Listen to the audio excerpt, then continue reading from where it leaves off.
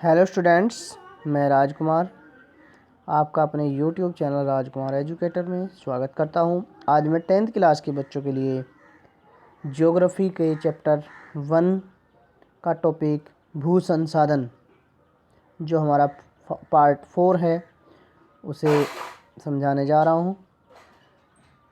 इससे पहले हम संसाधन के बारे में जान चुके हैं। अब बात करते हैं हम भू संसाधन की। भूमि का एक महत्वपूर्ण प्राकृतिक संसाधन है जिस पर मानव जीवन, वन्य जीवन, प्राकृतिक वनस्पति, आर्थिक क्रियाएं, परिवहन एवं संचार आदि आधारित हैं। भूमि एक सीमित संसाधन है, इसलिए भूमि का उपयोग विभिन्न उद्देश्यों के लिए सावधानी और योजनाबद्ध तरीके से किया जाना चाहिए। यानी कि भूमि में ही सारी की सारी क्रियाएं मनुष्य की संभव हो पाती है। वहीं पर भूमि पर ही अनेकों चीज़ें वह कर पाता है, अपना जीवन यापन कर पाता है। जीव जंतु, प्राकृतिक चीज़ें भी भूमि पर ही निर्भर है। भारत के भौगोलिक क्षेत्र में, यानी कि भारत के भौगोलिक क्षेत्र में क्या क्या चीज़ें हैं। 43% भू क्षेत्र मैदान है जो कृषि एवं उद्योग के विकास में सहायक है। नंबर 2, 27% भू क्षेत्र पर पठार है जिसमें खनिजों, जीवाश्म ईंधन और वनों का अपार भंडार है। 30% भू क्षेत्र पर पर्वत है जो बारहमासी नदियों के प्रवाह एवं पर्यटन विकास के लिए अनुकूल परिस्थितियां प्रदान करते हैं। भूमि की विशेषताएं। अब देखते हैं भूमि की क्या क्या विशेषताएं हैं, इसे हम डिटेल में जानेंगे। भूमि की विशेषताएं: सीमित क्षेत्र, प्रकृति की निःशुल्क देन, अनासवान, अचल एवं गतिहीन, स्वरूप एवं गुणों में विविधता, बहुउपयोगिता।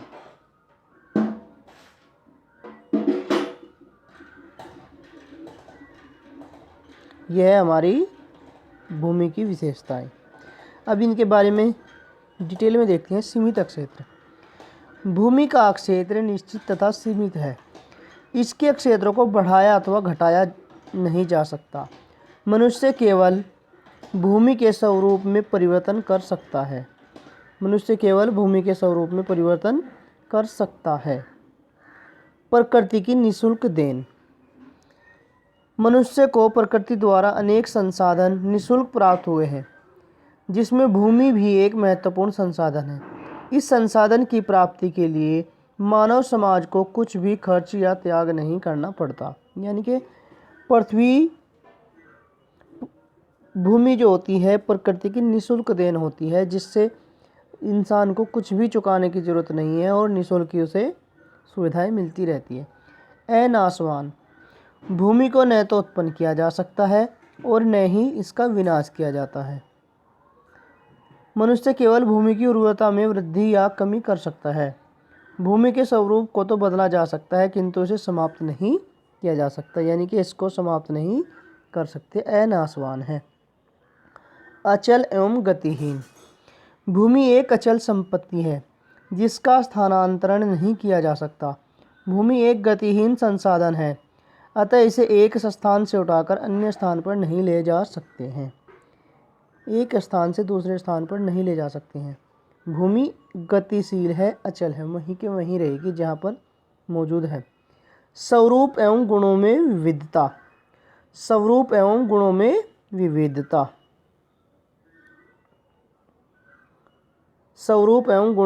विविधता। पृथ्वी पर भिन्न भिन्न स्थानों की भूमि भिन्न भिन्न प्रकार की होती है। किसी स्थान की भूमि बंजर है तो किसी स्थान की भूमि अत्यधिक उपजाऊ है। भूमि के स्वरूप में अलग अलग स्थानों पर अंतर दिखता है। किसी स्थान पर नदियाँ व समुद्र हैं तो किसी स्थान पर समतल मैदान एवं ऊंचे पर्वत। किसी क्षेत्र की मिट्टी काली है तो किसी क्षेत्र की मिट्टी लाल। यानी कि हर जगह पृथ्वी के स्वरूप अलग अलग ही पाए जाते हैं। बहुउपयोगिता। भूमि के एक ही टुकड़े का प्रयोग अनेक प्रकार से किया जा सकता है। उदाहरण स्वरूप, जिस भूमि पर आज गेहूँ उगाया जा रहा है, उसी भूमि पर बाद में सब्जी भी उगाई जा सकती है। इसी प्रकार उस भूमि पर मकान भी बनाया जा सकता है अथवा कारखाना भी स्थापित किया जा सकता है। भूमि से हम अनेकों अलग अलग लाभ प्राप्त कर सकते हैं। अब बात करते हैं भारत में भूमि उपयोग के प्रतिरूप। भारत में भूमि उपयोग के प्रतिरूप, दो प्रकार के प्रतिरूप हैं, भौतिक कारक और मानवीय कारक। भौतिक कारक यानी कि फिजिकल फैक्टर्स, मानवीय कारक यानी कि ह्यूमन फैक्टर्स। भौतिक कारक, इसके अंतर्गत जलवायु, मृदा के प्रकार एवं भू आकृति इत्यादि सम्मिलित हैं। मानवीय कारक, इसके अंतर्गत जनसंख्या घनत्व, सांस्कृतिक कारक, प्रौद्योगिकी अक्षमता आदि सम्मिलित है। भारत में भूमि उपयोग। भारत में भूमि उपयोग, भारत में कुल भूमि का क्षेत्रफल 32,87,263 हेक्टेयर यानी कि वर्ग किलोमीटर है, जिसमें से 92.2% भूमि का उपयोग किया जाता है। 92.2% भूमि का उपयोग किया जाता है। इसमें से कृषि योग्य भूमि 57% कृषि योग्य भूमि, 57% कृषि योग्य भूमि, वन भूमि 1% वन भूमि है। ये लेकिन राष्ट्रीय स्तर पर जो लक्ष्य निर्धारित किया गया है वह 33% है, जो कि लगभग 10% 12% कम है। कृषि के लिए अनुपलब्ध भूमि, यानी कि जो भूमि कृषि के लिए सही नहीं है या जिस पर कृषि नहीं हो सकती, वो कौन कौन सी भूमि है? चरागाह भूमि, चरागाह भूमि, स्थायी चरागाह भूमि, बंजर भूमि और पड़ती भूमि पड़ते हैं चरागाह भूमि में। हरी घास का ऐसा विस्तृत क्षेत्र जिस पर पशुओं को चराया जाता है चरागाह भूमि कहलाती है। जिस पर पशुओं को चराया जाता है उसे चरागाह भूमि कहते हैं। नंबर 2, स्थायी चरागाह, यह वह भूमि है जिस पर अधिकतर ग्राम पंचायतों व सरकार का स्वामित्व होता है। स्थायी चरागाहों में सबसे अधिक भूमि 23% हिमाचल प्रदेश में है। कहाँ है? 23% हिमाचल प्रदेश में है। बंजर भूमि, जिस भूमि पर कोई कृषि उपज नहीं होती वह बंजर भूमि कहलाती है। यहाँ पर केवल झाड़ियाँ व घास उगती हैं। भूमि के बंजर होने के कारण में वनों का कटान, अत्यधिक नहरी सिंचाई, औद्योगिक अपशिष्टों का जमाव आदि है। जिस पर खेती नहीं हो सकती उसे बंजर भूमि कहा जाता है। लगभग ये 24% भूमि पाई जाती है भारत में। पड़ती भूमि, पड़ती भूमि में प्रत्येक वर्ष खेती नहीं की जाती। इस प्रकार की भूमि पर 2 या 3 वर्षों में एक बार फसल उगाई जाती है। यह सीमांत भूमि है जिसे उर्वरता बढ़ाने के लिए खाली छोड़ दिया जाता है। वर्तमान में लगभग 7% भूमि इसमें शामिल है। इसमें 7% भूमि शामिल है। शुद्ध बोया गया क्षेत्र, शुद्ध बोया गया क्षेत्र क्या था? इस भूमि पर फसलें उगाई तथा काटी जाती हैं। अब देखते हैं भूमि संसाधन का महत्व। भूमि संसाधन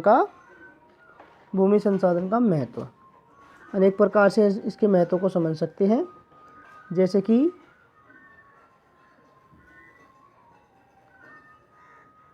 मनुष्य के जीवन का आधार। भूमि के अभाव में मनुष्य का जीवन संभव नहीं है।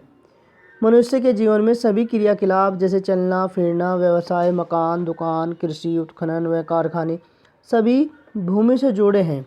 वनस्पति एवं पेयजल संसाधन भी भूमि पर ही निर्भर है। आर्थिक विकास का आधार, आर्थिक विकास का आधार, किसी भी देश का विकास वहाँ पर उपस्थित प्राकृतिक संसाधनों जैसे भूमि, वनस्पति, खनिज पदार्थ, उपजाऊ भूमि, जलवायु आदि पर निर्भर करता है। ये संसाधन जिस देश में जितनी अधिक मात्रा में होंगे उनका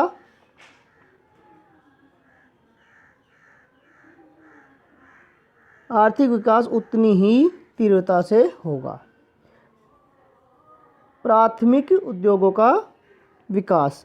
विभिन्न प्राथमिक उद्योगों जैसे कृषि, मत्स्य पालन, वनस्पति, खनिज व्यवसाय आदि का विकास भूमि पर निर्भर करता है। जिन क्षेत्रों में जिस प्रकार के प्राकृतिक संसाधन उपलब्ध हैं वहाँ उन्हीं से संबंधित प्राथमिक उद्योगों का विकास हो सकता है। नंबर 4, व्यापार का आधार।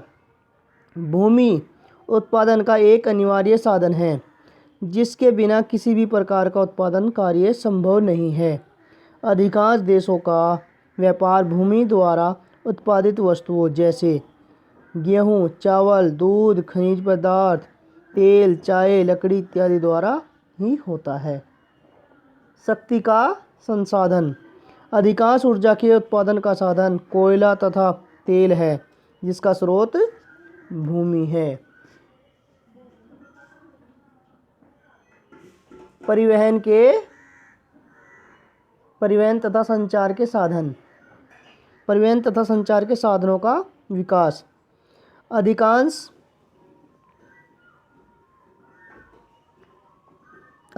परिवहन एवं संचार के साधनों का विकास भूमि पर ही हुआ है। सड़क, रेल मार्ग, डाकतार आदि का विकास भूमि पर ही निर्भर करता है। लास्ट में है रोजगार का आधार। मनुष्य को रोजगार प्रदान करने में भूमि का बहुत अधिक महत्व है। भारत में लगभग 55% जनसंख्या कृषि पर आश्रित है। सभी प्रकार की आजीविकाएं भी भूमि संसाधन पर ही निर्भर है। तो बच्चों यह थी हमारी क्लास भू संसाधन के विषय में जो हमारा चैप्टर 1 है। तो मैं आशा करता हूँ कि आप समझ में आया होगा। इस वीडियो को बार बार देखें, समझें और वीडियो को लाइक करें, चैनल को सब्सक्राइब करें। Thank you.